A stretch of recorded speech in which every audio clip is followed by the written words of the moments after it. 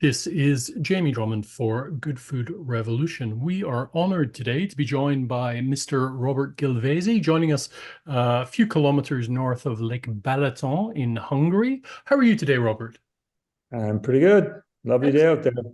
Lovely to see you on Good Food Revolution again. What has been going on in the world of Robert Gilvesy and Gilvesy wines?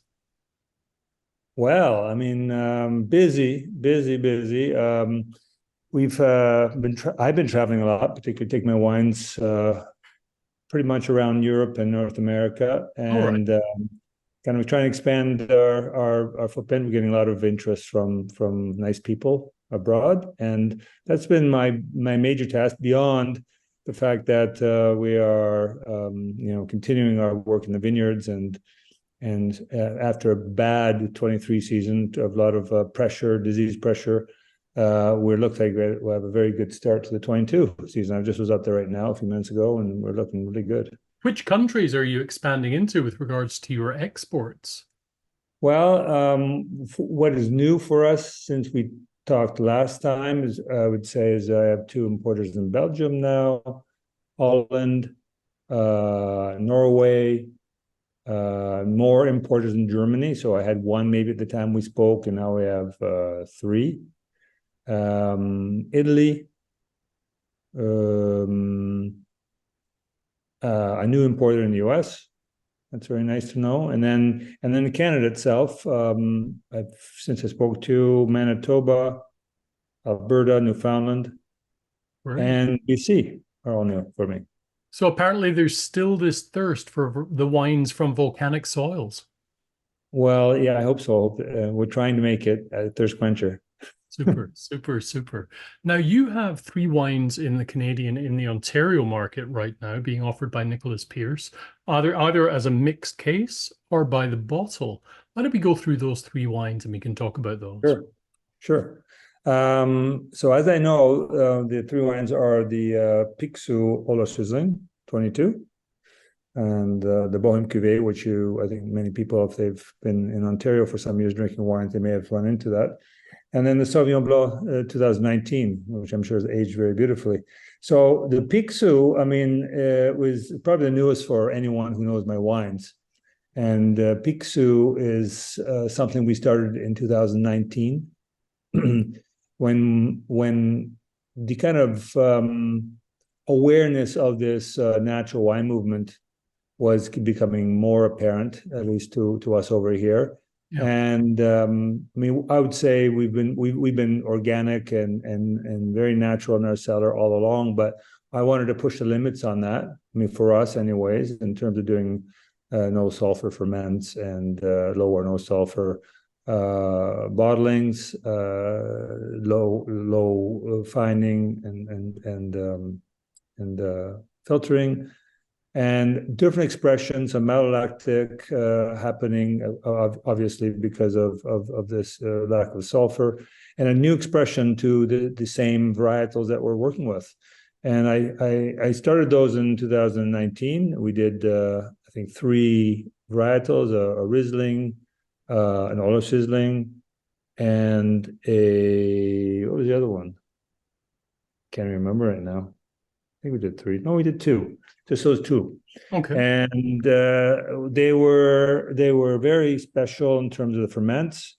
I was worried about them for a while, but they came out beautifully, and to this day they're beautiful in the bottle. And it kind of opened my eyes to another different direction, to making wines in our kind of a natural sense of making wines.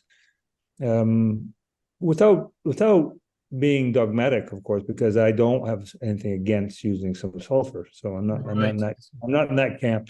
There is a camp where some winemakers will not use any sulfur. So it depends on the certain situation, the varietal.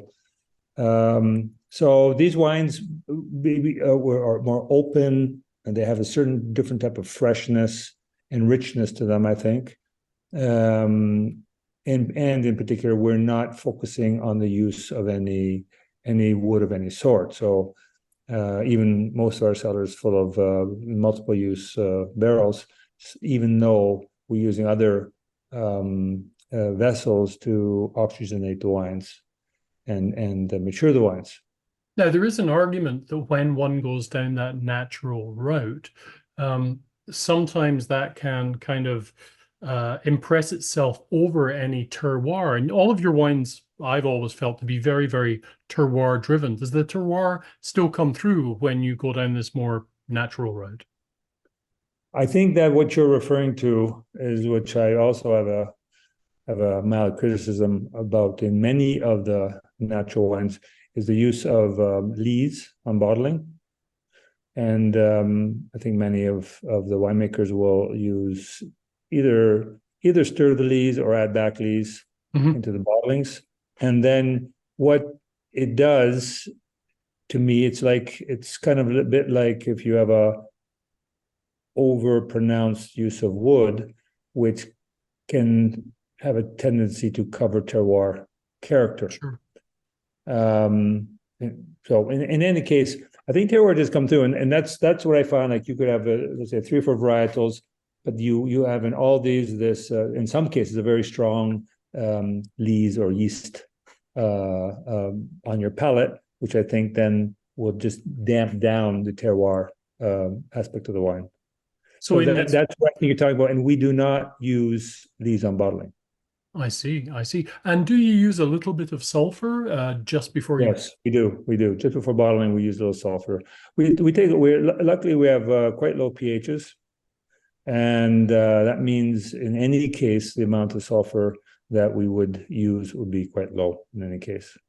Excellent. And this first wine you're talking of, where do you see it sitting at the dinner table? The 22 is it's been quite successful in many of our markets, and I think it has a certain, to me, a butteriness about it, which is not happening in all vintages. It's a warm vintage, and there were quite warm ferments, so it's quite round, yet it has a nice long length to it, which that's another thing. We do natural ferments, so either spontaneous or pied de cuve started ferments, and the richness of the kind of the acidity profile comes through, even though it's not this sharp. There's no sharpness to it, and so I think it's got a nice finish, a nice long finish, but it's got this butteriness to it, and a bit of a quince character. So I think it would be good with saucy things like sauces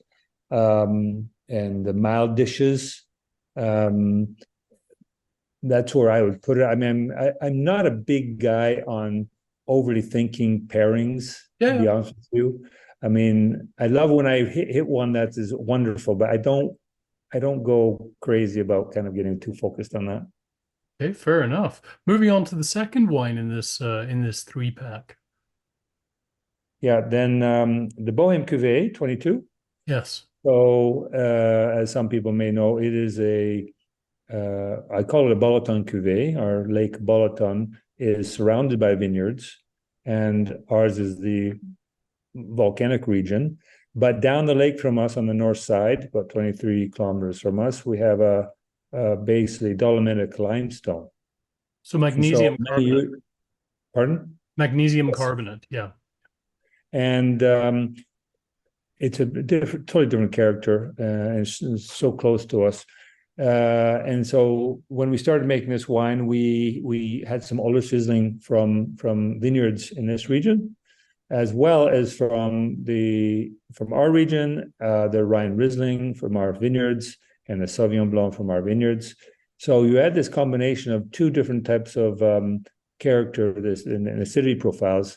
And I would say always that the acidities from volcanic can be very crystalline and quite bright, whereas from the dolomitic limestone, it's a much of a palate-rich acidity.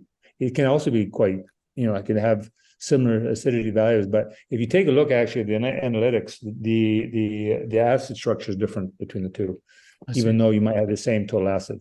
It's quite interesting. So you get this kind of richness on the palate, particularly in the 22 again, because it was warm. And the combination of these three varietals seem to be in a lovely harmony that brings some fruit.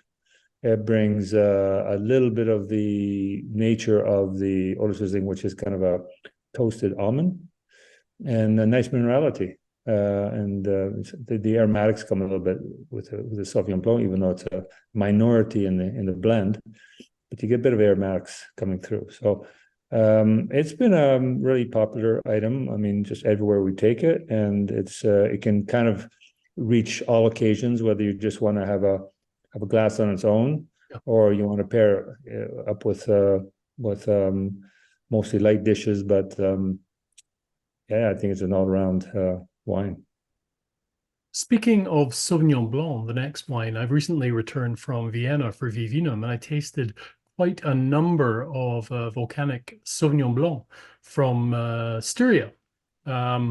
And I'm curious as how you would compare your Sauvignon Blanc to some of the better volcanic wines of Styria.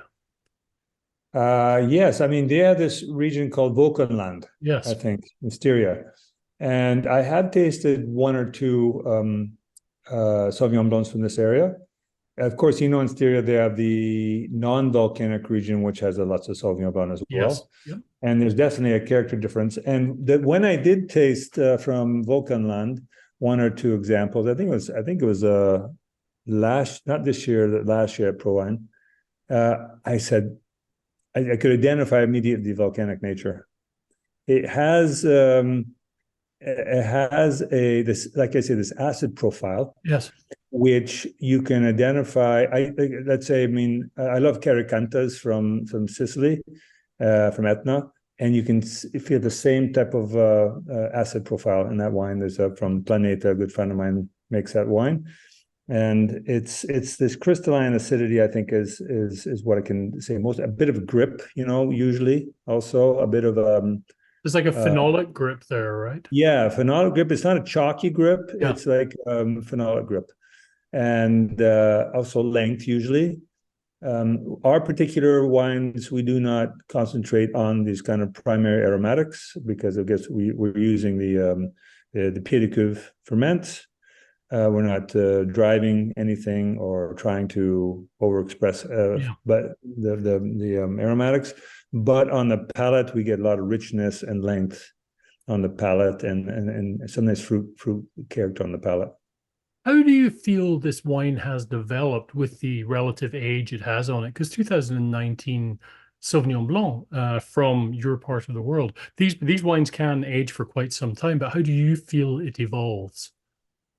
So the major difference I would see is that the primary aromatics are dropping away. Yep. And you get much more of a mineral aromatic. That's fruit. But in terms of the palate, I think fruit richness and the smoothing of the acidities with a certain oiliness comes onto the palate. Right. Okay. So I think that I've been super impressed by our Sauvignon Blancs in terms of its aging potential. Mm-hmm. I was not always feeling that those are going to be our aging potential wines, but we're having great results on the aging. Fantastic. And when it comes to a wine with this relative age on it, this Sauvignon Blanc, where do you feel that would be best suited at the dinner table, even though you don't concentrate on the pairings too much? Yeah, I was thinking that also was something I've been mentioned. So our particular Sauvignon Blanc, particularly from our North Vineyard, Montjuroche, are particularly salty. Right. So I think pairing it with savory foods, shellfish for sure, be very nice. And some vegetable dishes, I think, as well. A lot of vegetarian dishes out there that would work perfectly. Anything with that would give a good little mineral hit to it. Mm-hmm.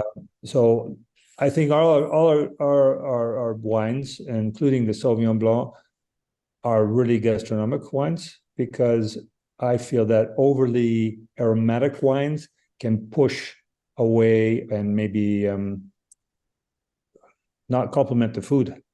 and in terms of its, yeah, I mean, the classic example is a highly aromatic Sauvignon Blanc from New Zealand, and you want to pair that with something delicate, you might just end up Indeed. blowing it away, right? Yes, I am. So that's the way I look at it. These are wines that are great on the palate. They ask for the next glass of wine. They have this kind of salty minerality that kind of begs for the next sip. The way wine should be, Robert. The way wine should be. Yeah. Will we be seeing you over in Ontario at any point in the not too distant future?